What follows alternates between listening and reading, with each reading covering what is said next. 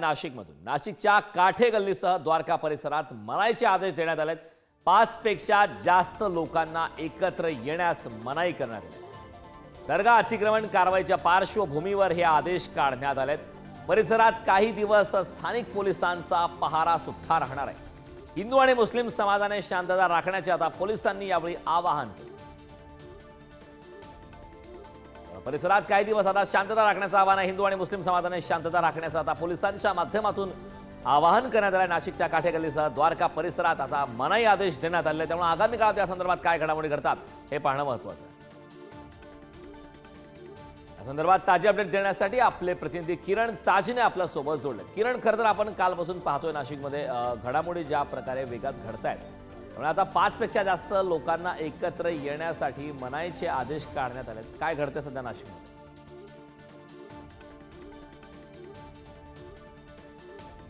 आहे त्या दर्ग्याच्या पार्श्वभूमीवर हिंदू सकल समाजाच्या वतीनं त्या ठिकाणी समोरच्या बाजूला बजरंग बलीचं मंदिर उभारण्याचा इशारा देण्यात आलेला होता। त्या सगळ्या पार्श्वभूमीवर दोन्ही समाज आक्रमक झालेले होते आणि अशा सर्व परिस्थितीमध्ये कालच्या दिवशी तणावपूर्ण शांतता या संपूर्ण परिसरामध्ये बघायला मिळाली होती। नाशिक महानगरपालिकेच्या वतीनं सकल हिंदू समाजानं इशारा दिल्यानंतर तात्काळ अतिक्रमण काढण्यास देखील सुरुवात झाली होती। संबंधित ठिकाणचं अतिक्रमण देखील काढण्यात आलेलं आहे। मात्र एकूणच हिंदू सकल समाजाची जी मागणी होती त्या सगळ्या पार्श्वभूमीवर नाशिक महानगरपालिका आणि पोलीस प्रशासनाची बैठक झाली होती। त्या बैठकीमध्ये 8 दिवसांचा अल्टिमेटम सकल हिंदू समाजानं देण्यात आलेला आहे आणि मनपा प्रशासनाने देखील तितकाचा वेळ मागून घेतलेला आहे। या सगळ्या पार्श्वभूमीवर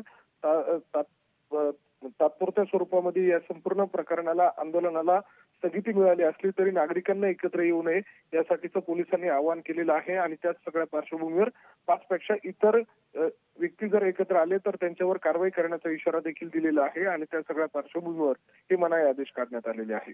करण, नक्कीच किरण, खूप खूप धन्यवाद या सविस्तर अशा माहितीबद्दल।